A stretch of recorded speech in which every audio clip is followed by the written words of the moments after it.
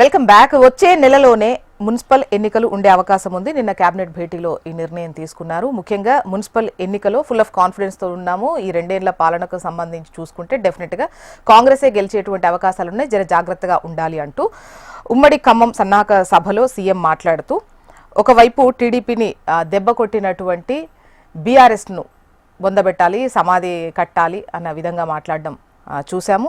అటు సిపిఐ శతాబ్ది ఉత్సవాల్లో మాట్లాడుతూ మోదీ సర్కార్పై పోరుకు దండు కడదాము, మోదీ సర్కార్ను గద్దె దించితేనే ప్రజాస్వామ్యం బతుకుతుంది అన్న విధంగా కూడా మాట్లాడినటువంటి క్రమంలో పార్టీల నేతలు ఉన్నారు, డిస్కస్ చేద్దాం. అమర్నాథ్ గారు, వీరు బీజేపీ సీనియర్ నాయకులు. నమస్తే అండి అమర్నాథ్ గారు, welcome to the debate. Doctor Rakesh Chirumilla గారు, వీరు బీఆర్ఎస్ సీనియర్ నాయకులు. నమస్తే అండి రాకేష్ చిరుమిళ్ళ గారు, welcome to the debate. Good morning అండి. మానవతరాయ్ గారు, వీరు కాంగ్రెస్ సీనియర్ నాయకులు. నమస్తే అండి. నమస్తే అండి.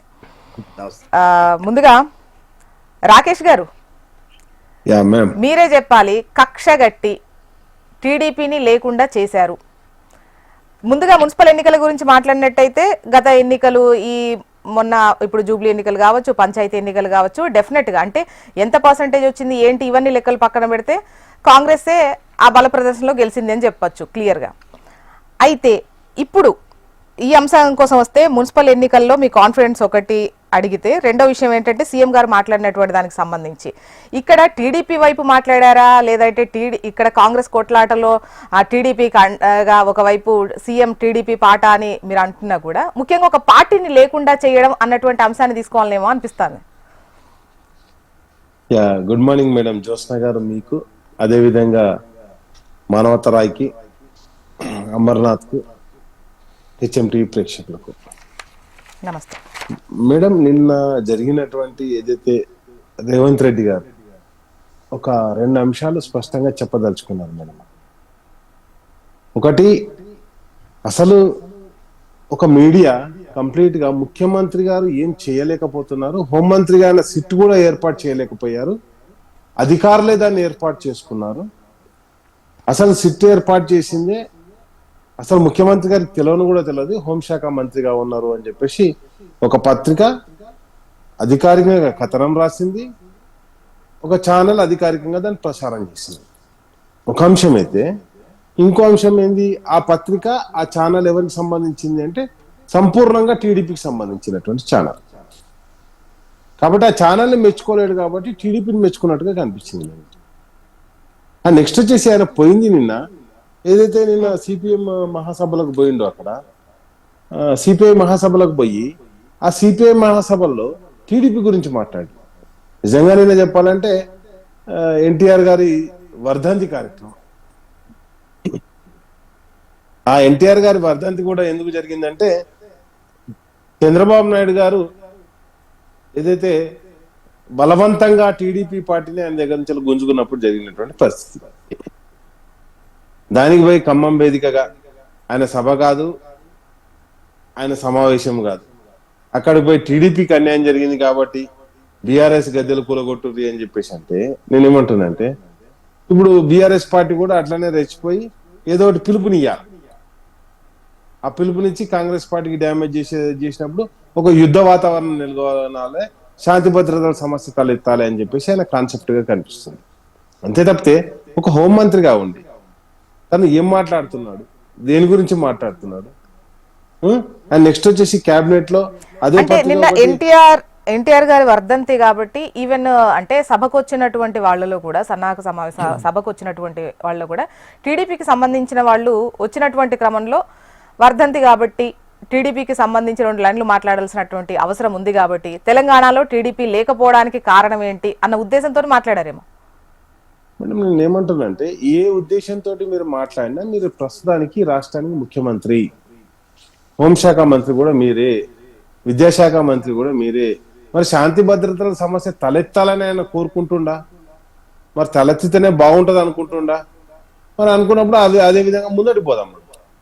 ఒకటి నేనేమంటున్నానంటే, ఎప్పుడు కానీ ఏ పొలిటికల్ పార్టీ కానీ అంటే ప్రజాస్వామ్యంలో ఎప్పుడు కానీ ఓటుకు ద్వారానే మనం సరైనటువంటి ప్రజల్ని విజ్ఞప్తి చేయడం ద్వారా, ప్రజల్ని మెప్పించడం ద్వారా మనం విజయం సాధించడం జరుగుతుంది. అంతే తప్పితే ఏదో రెచ్చగొట్టే మాటలు మాట్లాడడం ద్వారా లేకపోతే ఏదో పిలుపులు ఇవ్వడం ద్వారా టీడీపీ పార్టీ లేదని ఆయన్నే చెప్తాడు, కనుమరుగైందని ఆయన్నే చెప్తాడు. అదేవిధంగా టీడీపీ కార్యకర్తలకు ఎన్టీఆర్ అభిమానులకు నేను పిలుపునిస్తున్నానని ఆయనే చెప్తాడు. మరి ఆయన ఫస్ట్ చెప్పింది నిజమా, సెకండ్ చెప్పింది నిజమా, ఆయన దేని గురించి మాట్లాడుతుండు?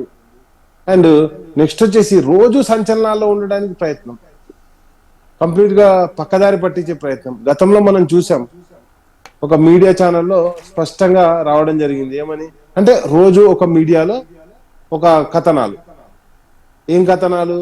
సీఎంఓను నడిపిస్తుందంతా ఒక సీఎం కు సన్నిహితురాలైనటువంటి మహిళ, దాన్ని డైవర్ట్ చేయడానికి ఒక మంత్రి గారికి ఒక ఐఏఎస్ ఆఫీసర్ గారికి సంబంధాలు అంటగట్టడం. అండ్ నెక్స్ట్ వచ్చి దాని గురించి ఇంకో ఒక కథనం రావడం. ఆ కథనం రాగానే ఒక ఐఏఎస్ ఆఫీసర్ అంటే నిద్ర మాత్రాలు మింగిందట. మరి అది ఎఫ్ఐఆర్ లో లేదు, పోలీస్ రికార్డులలో లేదు, ఎక్కడ లేదు, కానీ ఒక మీడియాకి తెలిసిపోయింది. కాబట్టి నేనేమంటున్నానంటే అసలు ఈ రాష్ట్రంలో పాలన నడుస్తుందా లేకపోతే డైవర్షన్ పాలిటిక్స్ నడుస్తున్నాయి కంప్లీట్ గా. ఒక రోజేమో ఒక పొన్నం ప్రభాకర్ లాంటి మంత్రి గారి మీద ఒక కథనం వస్తుంది, సీతక్క మన సీతక్క గారి మీదనేమో శాండ్ కథనాలు వస్తాయి, ఇంకో దిక్కేమో ఒక బీసీ మంత్రి ఇంటి మీదకి పోలీసు వాళ్ళు రైడింగ్ పోతారు. టీడీపీకి సంబంధించే ప్రస్తావన వస్తే తెలంగాణలో టీడీపీ ఉండొద్దని కేసీఆర్ కక్షగట్టి ఆ పార్టీ లేకుండా చేశారు, దెబ్బ కొట్టారు.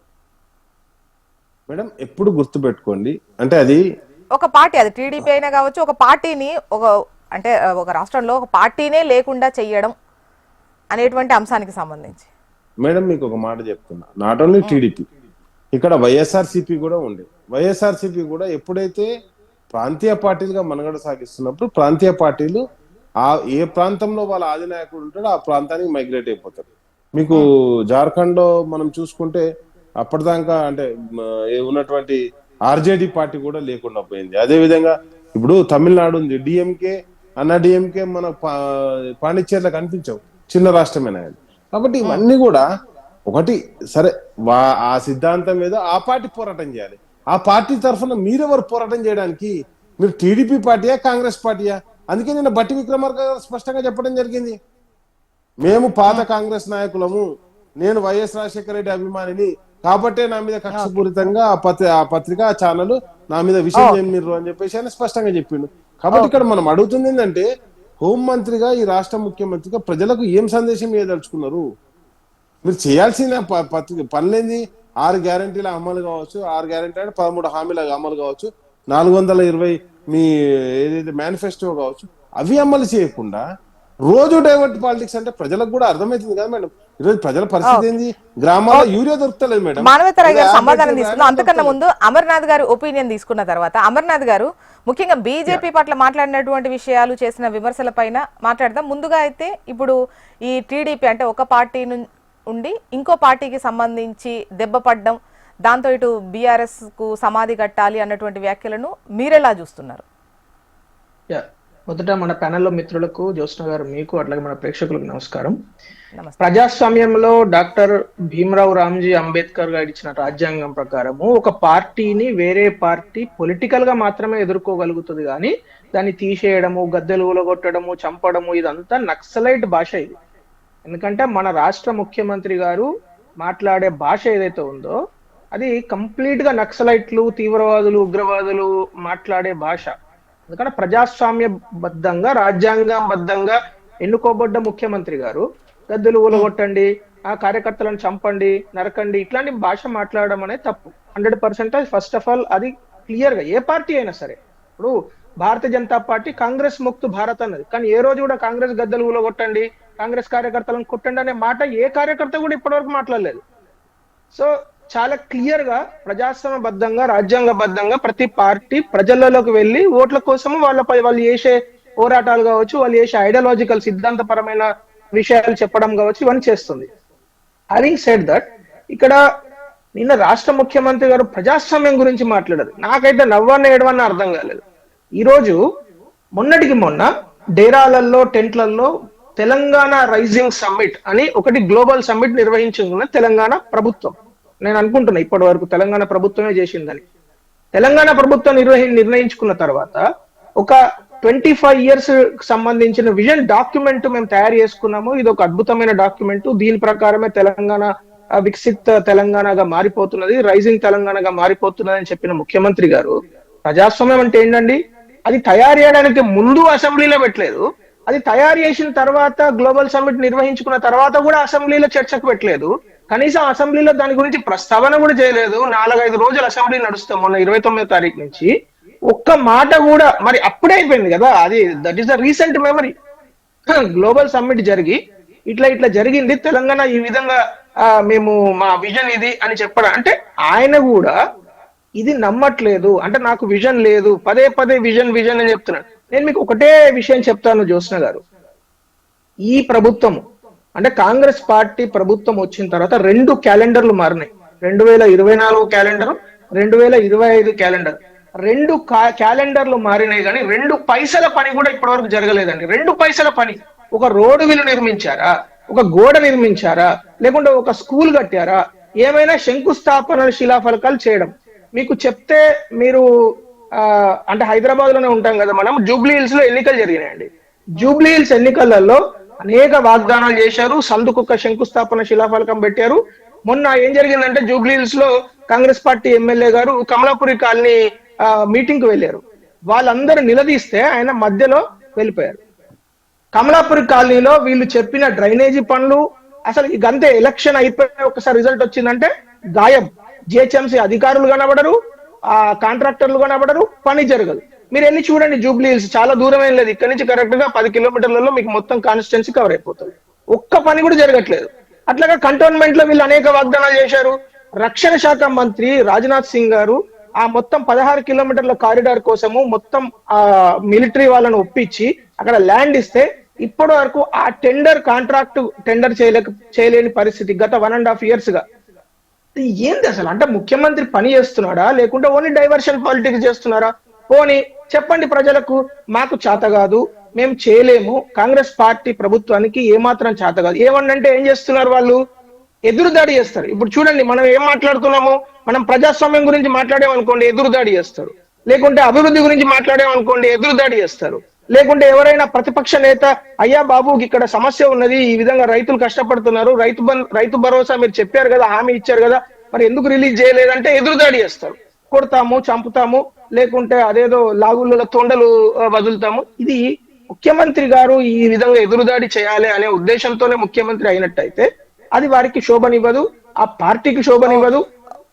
ఇంకొక విషయం చెప్పి నేను కంక్లూడ్ చేస్తాను మేడం. మీకు ఇందాక మీరు టీడీపీ సందర్భంలో మాట్లాడిన విషయాలు చెప్పారు. నేనేమంటున్నానంటే నాట్ ఓన్లీ టీడీపీ, అది ఏ పార్టీ అయినా సరే ముఖ్యమంత్రి అనే స్థానంలో ఉన్న వ్యక్తి అక్కడ అభివృద్ధి గురించి మాట్లాడాలి, సంక్షేమం గురించి మాట్లాడాలి. సిపిఐ సభలో ఆయన వెళ్ళడం జరిగింది. వెనకట ఎవరో ఒక కిషన్ రెడ్డి గారు చాలా సార్లు చెప్తారు, అంటే ఒక జోక్ గా చెప్తారు, సిపిఐ అంటే Congress party of India. CPI సభలకు కాంగ్రెస్ పార్టీ నాయకుడు వెళ్ళడము, అది కూడా ఖమ్మం గడ్డ మీద. ఎందుకంటే నాకు తెలిసిన చరిత్ర వరకు ఖమ్మంలోనే కాంగ్రెస్ పార్టీ పుట్టింది. మాడపాటి హనుమంతరావు గారు కావచ్చు, జమలాపురం కేశవరావు కావచ్చు, శీలం సిద్ధారెడ్డి గారు కావచ్చు, వీళ్ళు అసలు మొత్తం జీవితం మొత్తం పోరాడిందే కమ్యూనిస్టులతోని. వీళ్ళ కుటుంబ సభ్యులను చంపింది కమ్యూనిస్టులు. అలాంటిది ఆయన అక్కడికి వెళ్ళి మానసిగ్గు లేకుండా అసలు కమ్యూనిస్ట్ పార్టీ ఆఫ్ ఇండియాను, అది కాంగ్రెస్ పార్టీ ఆఫ్ ఇండియా అర్థం కాకుండా ఈయన చీఫ్ గెస్ట్ గా వెళ్ళడం ఏంది, ఈయన మాట్లాడడం ఏంది? అది నవ్వాలా? కాంగ్రెస్ పార్టీతో పొత్తుతో ఉన్నటువంటి సిచ్యువేషన్ లో మరి అంటే పొత్తు ధర్మంగా వెళ్ళకూడదా మేడం? పొత్తు ప్రభుత్వాల్లో ఉంటుంది, పార్టీ ఐడియాలజికల్ మీటింగ్ అది. పార్టీ ఇప్పుడు భారతీయ జనతా పార్టీ మీటింగ్ లో చంద్రబాబు నాయుడు గారు చీఫ్ గెస్ట్ గా వచ్చి మాట్లాడడం ఉంటుందా? అది ఎక్కడైనా. నేను ఎగ్జాంపుల్ చెప్తున్నా, సిపిఐ మహాసభ అది communist party of India, Congress party of India, అది కూడా ఖమ్మం గడ్డ మీద. మేడం మనం చరిత్రను జస్ట్ ఒక పేజీ వెనుకకెళ్తే అసలు ఖమ్మంలోనే పుట్టింది, ఎర్రుపాలెంలోనే పుట్టింది కాంగ్రెస్ పార్టీ. మాడపాటి హనుమంతరావు ఇంట్లో పుట్టింది, మాడపాటి రామచంద్రరావు, మాడపాటి హనుమంతరావు, జమలాపురం కేశవరావు, శీల సిద్ధారెడ్డి గారు యాజ్ రీసెంట్ యాజ్ పాస్ట్. మరి వాళ్ళందరు కుటుంబ సభ్యులు ఇవాళ వాళ్ళ ఆత్మ బ్యాక్. మానవతారాయ్ గారు మీరే సమాధానం చెప్పాలి. అంటే ఇవి రెచ్చగొట్టే వ్యాఖ్యలుగా చూస్తున్నారు. అంటే అధికారంలో లేదు అంటే టీడీపీని దెబ్బ కొడితే బీఆర్ఎస్ దిమ్మలు కూలాలి అంటే ఏంటి లైనే కొంచెం అంటే దిమ్మలు దెబ్బ కొట్టం అంటే ఎన్నికల్లో దెబ్బ కొట్టం. వాళ్ళకి అర్థమైతే ఆ విధంగా అర్థం చేసుకుంటే మేమేం చేయాలా? ఎన్నికల్లో చిత్తుగా ఓడించండి అని చెప్పటం దాని అర్థం. అంతేగాని పోయి చట్టవిరుద్ధంగా పోయి పోల్చమని కాదు. ఎవరైనా రాజకీయంగా మాట్లాడేటప్పుడు, సభల్లో మాట్లాడేటప్పుడు కార్యకర్తలను ఉత్తేజపరిచే విధంగా ఆ విధంగా మాట్లాడతారు. ఎందుకంటే ఆ విధంగా మాట్లాడితేనే అక్కడ ఉన్నటువంటి కార్యకర్తలకు కానీ వాళ్ళకి అర్థమవుతుంది. కాబట్టి టీడీపీ కార్యకర్తలు ఆ సమావేశంలో కమ్యూనిస్టుల సభలోకి వచ్చేసి తెలుగుదేశం జెండాలు పట్టుకొని వచ్చి ఆడవాళ్ళు మరి రేవంత్ రెడ్డి గారికి అందరికి కూడా స్వాగతం పలికినట్లుగా వాళ్ళంతా కూడా ఆడ సమావేశంలో పాల్గొనడం జరిగింది. కాబట్టి రేవంత్ రెడ్డి గారు వారిని ఉత్తేజపరుస్తూ ఆ విధంగా మీకు ద్రోహం చేసింది టీడీపీ పార్టీకి ద్రోహం చేసిన బీఆర్ఎస్ పార్టీని గద్దెలు కూల్చండి, అంటే ఓడించండి, గ్రామాల్లో ఓడించండి ఈ మున్సిపాలిటీ ఎన్నికల్లో అని అర్థం చేసుకోవాలి. అంతేగాని పోయి దాడులు చేసి కత్తులతో పొడమని అర్థం కాదు అది. అట్లాంటి మరి గతంలో కేసీఆర్ గారు ఇదే కమ్యూనిస్ట్ సభలకు పోలేదా? అదే ఖమ్మంలో జరిగినటువంటి కమ్యూనిస్ట్ సభల్లో పోయి మాట్లాడలేదా కేసీఆర్ గారు? చెప్పండి. కేరళ ముఖ్యమంత్రితో పాటు ఈయన కూడా వెళ్ళి ప్రసంగించారా లేదా? ఇప్పుడు భాగస్వామ్యంగా ఉన్నప్పుడు రెండు పార్టీలు కలిసి పనిచేస్తున్నప్పుడు ఆ విధంగా కలిసి పంచుకునే వేదికలను కలిసి పంచుకునేటువంటి ఆచార సాంప్రదాయాలు ఎప్పటి నుంచో ఉన్నాయి. మరి అట్లా మరి బీహార్లో మీరు పోయి నవీన్ పట్నాయక్ ఆయన పోయింది వాళ్ళ పార్టీలో పొత్తు పెట్టుకుని ఆ సభల్లో పాల్గొనట్లేదా? పొత్తున్నప్పుడు ఎక్కడికైనా పోవాలా, ఏదైనా చేయాలా భాగస్వామ్యం ఉన్నప్పుడు. అంటే ఇక్కడ చేస్తే మీరు అక్కడ చేస్తే సంసారం, ఇక్కడ చేస్తే వ్యభిచారమా? ఇది ఎక్కడ న్యాయం అసలు? పక్క రాష్ట్రాల్లో మీ భాగస్వామ్య పార్టీల్లో సభల్లో పాల్గొంటారు మీరు. కాశ్మీర్లో అయితే ఉగ్రవాదులతోనే పొత్తు పెట్టుకున్నారు వీళ్ళు ఒకప్పుడు మెహబూబా ముక్తి పార్టీతో. మరి అదేంటి, దాన్నే ఏమంటారు చెప్పండి? ఆయన నరేంద్ర మోడీ గారు గురించి చెప్పారు అక్కడ, అది కూడా ఆయన గురించి కూడా చెప్పారు. నరేంద్ర మోడీ గారి వల్ల దేశానికి నష్టం ఉంది, పిరికి పంద లెక్క అమెరికా ముందు పారిపోతాడు. ఎప్పుడో సోమనాథ టెంపుల్ 1126లో గజనీ మహమ్మద్ కూలిస్తే ఇప్పుడు ఆయన గుర్రాలు పట్టుకొని పోతాడు విజయయాత్ర. ఏం విజయయాత్ర? అమెరికా ముందు తల వంచడం విజయయాత్రనా? దీంతో దేశం మొత్తం కూడా ఇలా ఏ విధంగా దేశం పరుగు తీస్తాడు నరేంద్ర మోడీ, దాని గురించి ఆలోచించండి మీరు. ఇలా ఇందిరాగాంధీ ఒక వీరవనిత లెక్క అన్నటువంటి ఆ అధ్యక్షుడు, అమెరికా అధ్యక్షుడు ఆ రోజు ఎదిరించింది. నువ్వు చెప్పేది ఏంది? మా దేశం గురించి మేము చూసుకుంటాం, మా పాలన మేము చేసుకుంటాం అని చెప్పింది. అమెరికా అధ్యక్షుని అపాయింట్మెంట్ గురించి నిక్సన్ మధ్యలో రాకండి. ఇలా పిరికి పంద లెక్క పారిపోతున్న నరేంద్ర మోడీ ఇలా దేశం యొక్క పరిస్థితులు ఏ విధంగా ఉన్నాయో ప్రజలు చూసారు. ఆ విషయాలు కూడా మానవతరాయ్ గారు సిపిఐ శతాబ్ది ఉత్సవాల్లో అంటే ముగింపు వేడుకల్లో మాట్లాడింది, ముఖ్యంగా బీజేపీని టార్గెట్ గా మాట్లాడింది. దానిపైన మళ్ళీ డిస్కస్ చేద్దాం సెకండ్ రౌండ్ లో. అది అయితే ఇప్పుడు అంటే టీడీపీకి సంబంధించి టీడీపీని దెబ్బ కొట్టారు కాబట్టి బీఆర్ఎస్ కు బొందబెట్టాలి అన్నటువంటిది. అంటే ఇక్కడ కాంగ్రెస్ లో ఉంటూ అంటే ఇంకా టీడీపీకి సంబంధించిన అభిమానం పోలేదు అన్న దిశగా అటు బీఆర్ఎస్ వాళ్ళు మాట్లాడుతున్న క్రమంలో వాళ్ళు ఎన్టీఆర్ విగ్రహాలు వర్ధంతులు జయంతుల రోజు అసలు తెలుగుదేశం కార్యకర్తల కన్నా వీళ్ళే గులాబీ కండవాలు వేసుకొని ఖమ్మం జిల్లాలో ఏ విధంగా హడావుడి చేశారో మేము కళ్ళ ముందు చూసినాం. కాబట్టి ఎన్టీఆర్ విగ్రహం 54 అడుగుల ఎన్టీఆర్ విగ్రహం లకారం చెరువులో శ్రీకృష్ణుడు ఆకారంలో ఎన్టీఆర్ విగ్రహాన్ని ఆవిష్కరించారు ఆ రోజు బీఆర్ఎస్ వాళ్ళు. అక్కడ పువ్వాడ జయకుమార్ దగ్గరుండి మరి మరి ఆ రోజు తెలియదా ఎన్టీఆర్ రామారావు టీడీపీ పార్టీ వ్యవస్థాపకుడు అని తెలియదా? అంటే వాళ్ళు చేస్తే సంసారం. కాంగ్రెస్ ఇప్పుడు చనిపోయిండండి, ఆయన దివంగతులయ్యారు.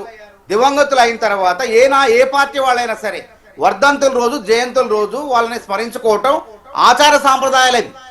ఆయన రాజకీయంగా పెడితే అయిపోయింది. వారు ఉన్నప్పుడు పార్టీల పరంగా ఇద్దరం కలిసి ప్రజల్లోకి వెళ్ళిన ప్రజలు ఒకసారి టీడీపీకి అవకాశం ఇచ్చారు, ఇంకోసారి కాంగ్రెస్కి అవకాశం ఇచ్చారు. ఆ విధంగా అయిపోయిన తర్వాత వాళ్ళు చేసిన మంచి పనులు తలుచుకోవాలా వద్దా చెప్పండి? ఇలా రేవంత్ రెడ్డి వైఎస్ రాజశేఖర రెడ్డి గారిని కూడా స్మరించుకున్నారు.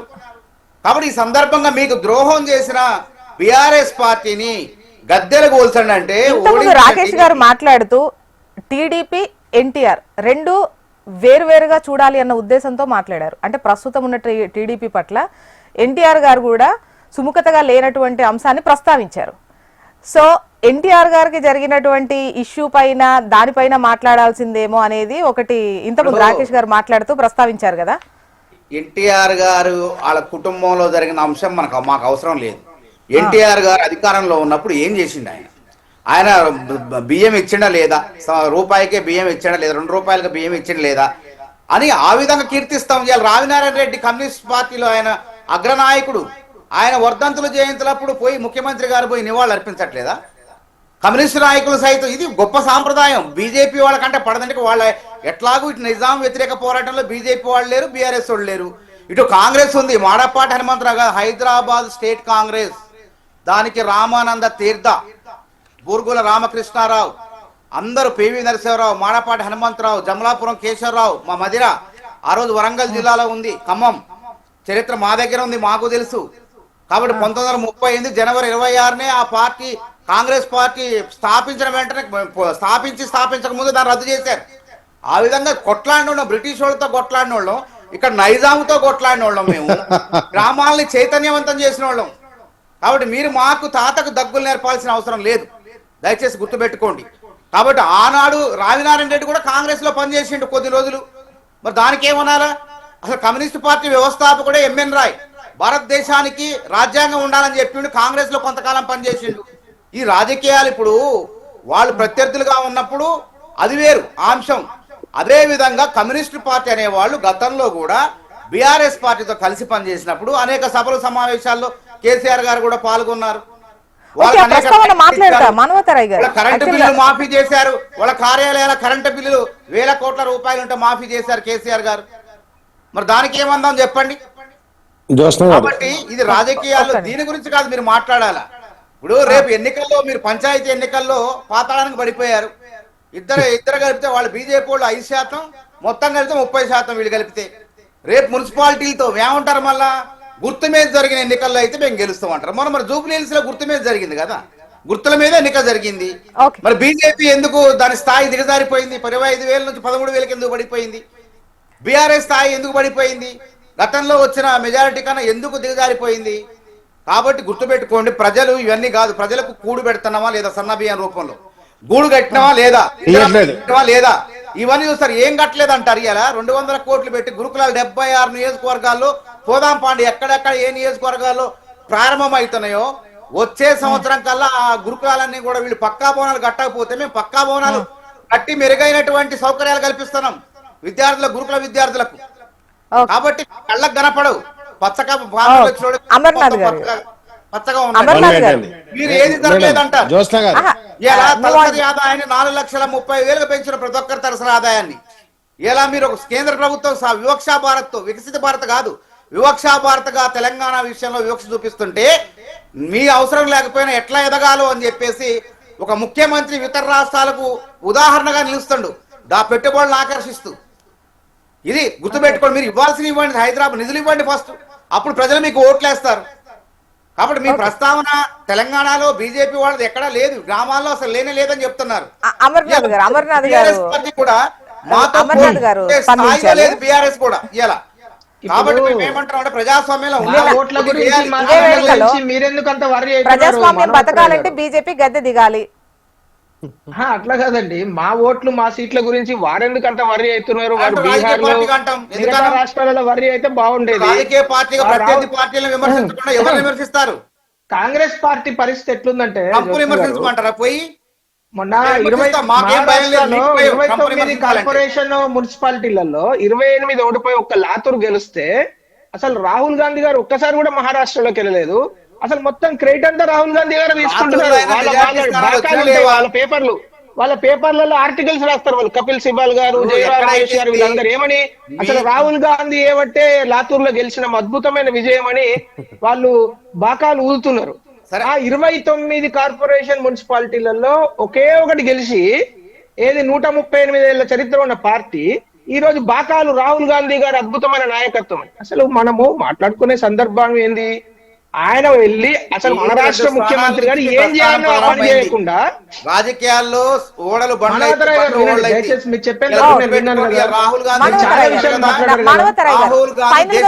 సమాధానం చెప్పే అవకాశం ఉంటుంది, ప్లీజ్ చెప్పండి. నేనేమంటున్నానంటే మానవతరాయ్ గారు ఏదైతే మాట్లాడుతున్నారో వారు మేము అడిగిన ప్రశ్నలకు కూడా సమాధానం చెప్పుకుంటే చాలా బాగుండేది. మేమేం అడుగుతున్నాము? 2 సంవత్సరాలు 2 క్యాలెండర్లు దాటిపోయినాయి. ఈ ప్రభుత్వంకి ఇచ్చిన సమయంలో దాదాపు 45% అయిపోయింది.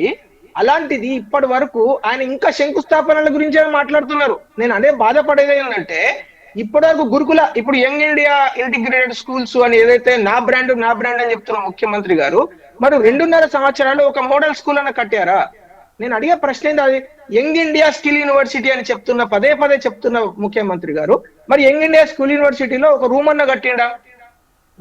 మూడోది ఆయన ఫ్యూచర్ సిటీ. ఇప్పుడు ఏదో వెనుకటి కాలంలో వరంగల్ జిల్లాలో ఓ స్త్రీ రేపురా అని రాసేదన్నమాట ఇంటి ఎదురుగా. అట్లా అది ఎప్పటికీ ఫ్యూచర్ సిటీ అయినా ఎప్పుడైనా ప్రజెంట్ కు వస్తుందా రాదా? ఎప్పుడు వెళ్ళినా కూడా ఫ్యూచర్ ఇప్పుడు కాదు, ఇది ఫ్యూచర్. ఏదో సినిమాలో ఒక యాక్టర్ ఒక డైలాగ్ కొడుతున్నమాట, ఎక్స్ప్రెషన్ మాత్రమే నేను ఇస్తా, పనులన్నీ మీరే చేసుకోవాలని. సో అట్లా ఉంది ముఖ్యమంత్రి గారి పరిస్థితి. ముఖ్యమంత్రి గారికి ఏ విషయాన్ని కూడా ఒక లాజికల్ కంక్లూజన్ కు తీసుకెళ్లేందుకు వారికి చేతనైతలేదు. చేత కాకపోతే ఏమైతున్నది, ఆ ఫ్రస్ట్రేషన్ ను ప్రతిపక్షాల మీద లేకుంటే వేరే నాయకుల మీద తిట్టడము, పదే పదే అసహ్యమైన భాష మాట్లాడడము, ఏమన్నంటే ఇదే భాష చెప్పడము,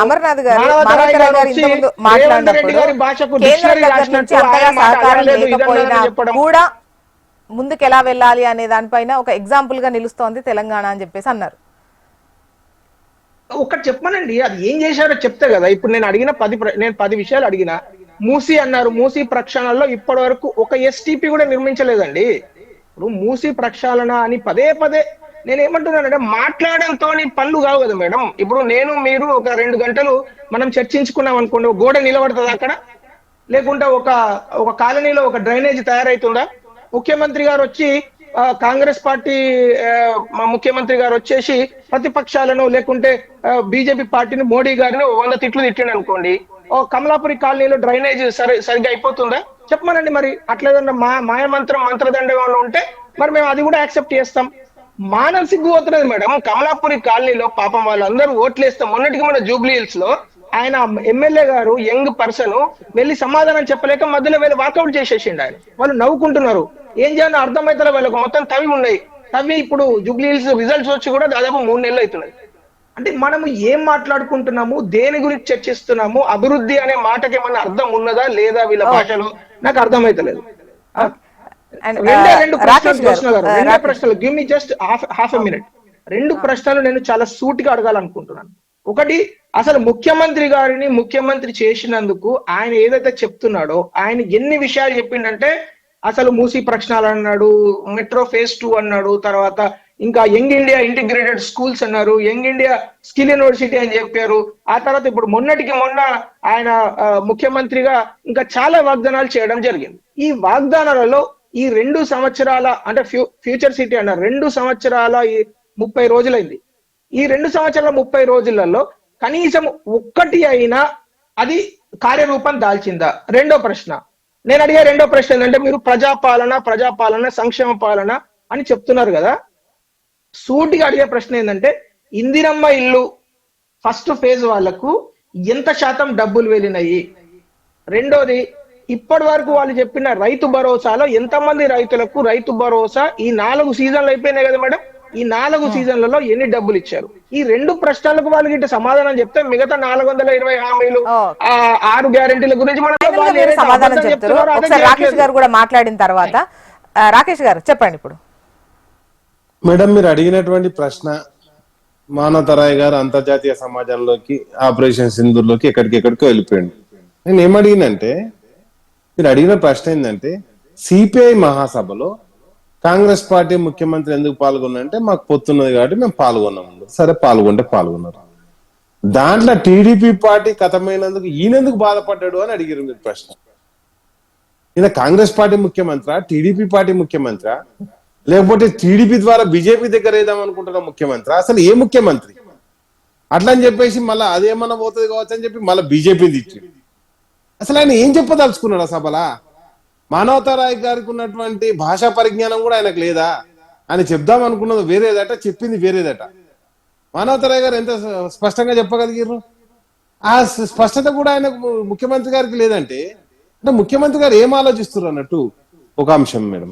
రెండో అంశం, గతంలో కమ్యూనిస్టు ముఖ్యమంత్రులు పాల్గొన్నారు. ఎస్, ముఖ్యమంత్రులుగా ముఖ్యమంత్రి ప్రోగ్రామ్ కు ఏ ప్రోగ్రామ్ కు పాల్గొన్నారు? ఖమ్మంలో కంటి వెలుగు అనే ప్రోగ్రాం తీసుకున్నప్పుడు ఆ రోజు ఢిల్లీ ముఖ్యమంత్రి కావచ్చు, లేకపోతే అది కర్ణాటక అక్కడ కేరళ ముఖ్యమంత్రి గారు కావచ్చు, ఇంకో యూపీ ముఖ్యమంత్రి కావచ్చు, అందరు ముఖ్యమంత్రులను పిలిచి ఒక ప్రోగ్రామ్ చేయడం జరిగింది. ఒక డెవలప్మెంట్ ప్రోగ్రామ్. ఆ ప్రోగ్రామ్ అందరు తీసుకోమని చెప్పడం జరిగింది. ఈరోజు మీరు ఏ డెవలప్మెంట్ ప్రోగ్రామ్ పోయారు ఖమ్మంకు? అండ్ నెక్స్ట్ వచ్చేసి మనం అడుగుతుంది ఏంటంటే మేడం, ఈరోజు స్పష్టంగా ఒకటి మేడం, సింపుల్ పెద్ద లాజిక్ వద్దు, లాంగ్వేజ్ వద్దు, సింపుల్గా అడుగుతాం మేడం. ఇప్పుడు నేను పండుగకు మేము పెద్దపల్లి పోయినా మేడం, మా ఊరికి పోయినప్పుడు పక్కపంటి ఒక సెంటర్లా మీ సేవా సెంటర్లో ఒక ఆయన అది కొడుతుండు, నెంబర్లు కొడుతుండు. ఏం కొడుతున్నావు అన్న అంటే యూరియా బత్తాల గురించి ఇట్లా కొట్టాలి, యాప్లో డౌన్లోడ్ చేసుకోవాలంటే మరి ఎన్ని బత్తాలు ఇస్తుర్రు అంటే ఎకరానికి 2 బత్తాలే ఇస్తుర్రే, అది కూడా కౌలు పట్టుకున్న దానికి ఇస్తలేరు. మళ్ళీ కౌలు పట్టుకున్న దానికి మళ్ళీ ఆ రైతు అకౌంట్ నుంచి కొట్టనట. ఇప్పుడు కౌలు రైతులకు రైతు బంధు ఇస్తా అని చెప్పినటువంటి పార్టీ కాంగ్రెస్ పార్టీ, రైతు కూలీలకు కూడా 12,000 రూపాయలు ఇస్తా అని చెప్పినటువంటి పార్టీ కాంగ్రెస్ పార్టీ. నేనేమన్నా ఈరోజు కనీసం వాళ్ళకి యూరియా బస్ ఇస్తలేదు. ఆయన ఒకటే అన్నాడు రైతు, ఏమన్నాడంటే అన్న నా పైసలు పెట్టి నేను కొనుక్కుంటున్నా, నాకు యూరియాకి కాంగ్రెస్ వాళ్ళకి ఏమవుతుంది అన్నాడు. కాబట్టి కౌలు రైతులకు ఈరోజు యూరియా దొరకని పరిస్థితి మేడం. రైతు బంధు దేవుడు ఎరుగు, డిసెంబర్లో పడాల్సిన రైతు బంధు ఇప్పటికి కూడా జనవరి అయిపోతుంది, రైతు బంధు పడలేదు. అండ్ నెక్స్ట్ వచ్చేసి ఇంతకుముందు మిత్రుడు అన్నాడు సన్న బియ్యం ఇస్తున్నాం అన్న, ఏ రేషన్ షాప్ పోదాం పాయ. ఇప్పుడు నేను మొన్ననే వచ్చిన పెద్దపల్లికి బియ్యం పోతారు, సంక్రాంతి పండుగ ముందు బియ్యం పోసిర్రు. బియ్యం పోసిన కాడ ఎక్కడన్నా సన్న బియ్యం పోసినట్టుంటే పోదాంపా. ఇప్పుడు ఏడుకోద్దు, మా ఊరికే పోదాంపా. ఏడ కూడా సన్న బియ్యం పోతలేరు మేడం. ఒక్కసారి పోసిరు సన్న బియ్యం, అవి బంద్ అయిపోయినాయి. అంటే కొన్ని చోట్ల కాదు, అంటే నేను చూసిన వరకు కొన్ని, అంటే మాకు ఉంటది కదా కాదు మేడం.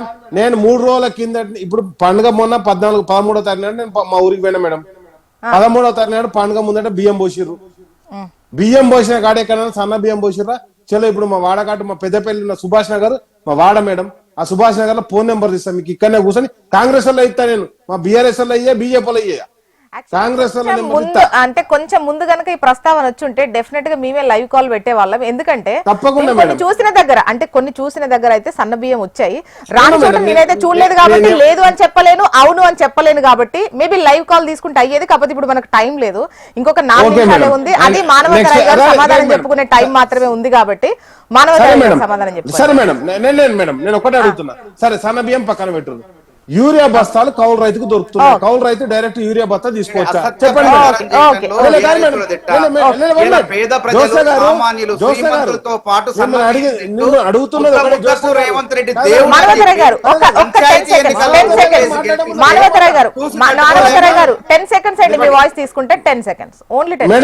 నేను ఒకటే అడుగుతున్నాను కాదు, యూరియా యాప్ లా ఎక్కడన్నా, ఇప్పుడు నాకు కూడా భూమి ఉన్నది మేడం, యూరియా యాప్ లా ఎక్కడన్నా కౌలు రైతు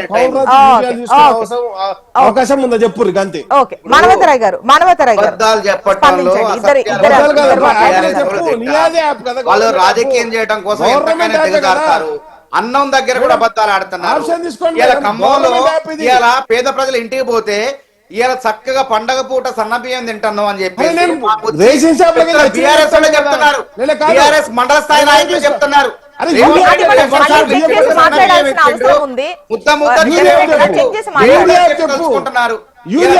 అంటున్నారు 70 లక్షల మంది రైతుల ఖాతాల్లో మొత్తం కలిపి 21,000 కోట్ల రైతు భరోసా వేసినాం.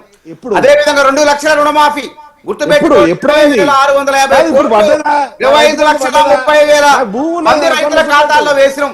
ఒక రైతు జనవరి వచ్చింది ఒక 2 ఏళ్లలో మానవతరాయ్ గారు రైతు భరోసా వచ్చిందా? రైతు భరోసా డబ్బులు ఇప్పటి వరకు వేసింది మొత్తం కలిపి 21,000 కోట్లు. ఈసారి కూడా ఇవ్వబోతున్నాం. ఎందుకు ఉపయోగపట్టండి,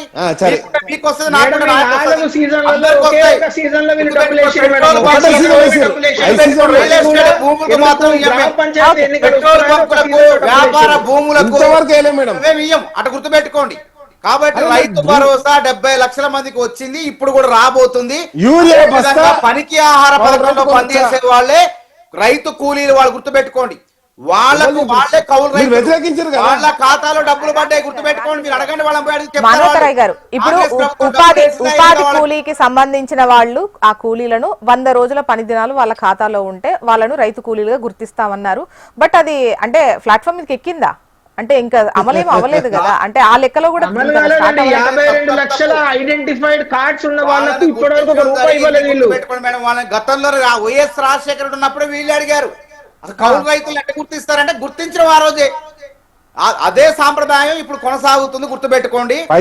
కాంగ్రెస్ ప్రభుత్వాలు, బీజేపీ ప్రభుత్వం ఏం చేసింది గుర్తుపెట్టుకోండి. ఇలా పనికి ఆహార పథకంలో పేదల పొట్టగొట్టింది. 60% మీరు భరించండి, 100 రోజుల మేము నుంచి 150 ఎవరు భరిస్తారండి? ఎవరు ట్యాక్స్ అనేది ఒక రాష్ట్రంలో కడతారా, లేకపోతే చంద్రమండలంలో కడతారా? ట్యాక్స్ కట్టిన డబ్బులు, ప్రజలు కట్టిన ట్యాక్స్ ను ప్రజలకు రాష్ట్రానికి ఇలా పేదవాడు ఎక్కడైతే హక్కుతో పనిచేయాలో ఆ హక్కును మొత్తం కూడా వాళ్ళ చేతుల్లో లాక్కున్నారు. ఇలా భూస్వాముల కింద మళ్ళీ ఊడిగం చేసే విధానాన్ని పట్టుకొచ్చారు. వ్యవసాయ పనులు జరిగే కాలంలో నిషేధించారు పనికి ఆహార పథకాన్ని. అంటే ఒక కూలీ డిమాండ్ చేసి నాకు ఇంత కూలీ ఇస్తే గిట్టుబాటు అయితే మీ పనికి వస్తా అనేటువంటి డిమాండ్ లేకుండా పేదవాడి పొట్టగొట్టింది బీజేపీ ప్రభుత్వం. వాళ్ళకి మాట్లాడే నైతిక హక్కే లేదు, అది గుర్తుపెట్టుకోండి. శౌర్యయాత్రలు చేస్తారు. సోమనాథన్ ఆలయం ఎప్పుడో 1029లో గజనీ మహమ్మద్ కూలిస్తే ఇప్పుడు పైన కూడా చూడండి. సోమనాథ్ ఆలయంలో అద్భుతమైన పండుగ జరుగుతుంది. కాంగ్రెస్ పార్టీ వాళ్ళకు అది ఒక ట్రస్ట్ గా ఇచ్చే సభ అది. నొప్పి సోమనాథ్ దగ్గర శౌర్యయాత్ర వేస్తాం, విజయయాత్ర వేస్తాం. మీరు పని చేసి చేయండి యాత్రలు, పని చేయకుండా అబద్ధాల యాత్ర చేసిండు మీ ముఖ్యమంత్రి గారు. మూసీ నది దగ్గర కనీసం ఒక బండవాడు